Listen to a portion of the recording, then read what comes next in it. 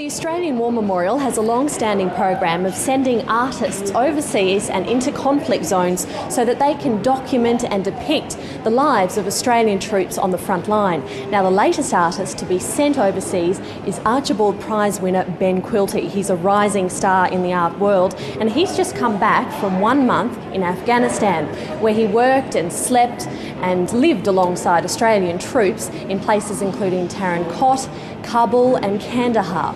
Now, while he was there, as I said, he lived with the troops, and he's come back to the memorial today with a few examples of sketches that he made in the field. He made some ink and pen and wash kind of drawings that will then inspire his subsequent work. He'll go back to his studio now in Robertson in New South Wales, where he's expected to come up with portraits, landscapes, and perhaps also some paintings of machinery, the machinery of war, because that's been the focus in his work.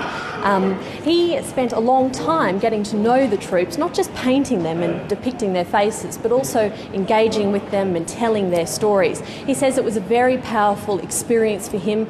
Australian soldiers were lost on the battlefield during the time that he was there, and he says that despite all the security concerns, it was often those very emotional experiences that really deeply affected him, as well as the men around him, obviously.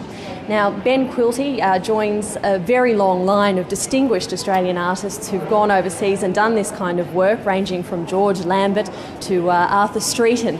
But of course, he's a young man, he has a young family, so he'll bring a very different perspective to this long-standing program of Australian war artists. It's a funny feeling being back in Australia, and I was there for a month, and a lot of the soldiers were actually quite thankful to me for coming there and telling part of their story. But it's a weird feeling that they're still there, and a lot of them had 6 months to go and will possibly be deployed back again when they get home.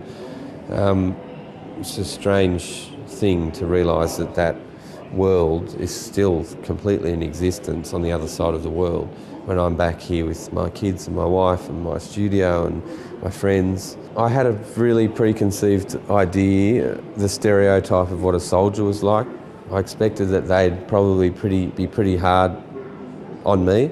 I'm walking in there with a paintbrush, clearly not going to defend anyone. I felt like I was going to be a burden to these people, that they were going to have one more thing to worry about, one more hopeless body to protect. And I also guess that I had a stereotype of what they were like. The work, eventually, when it's all finished, will be here at the Australian War Memorial, and in 2013 it's also expected to tour around the country, so as many Australians as possible get to have a glimpse into the lives and the work of Australian soldiers overseas.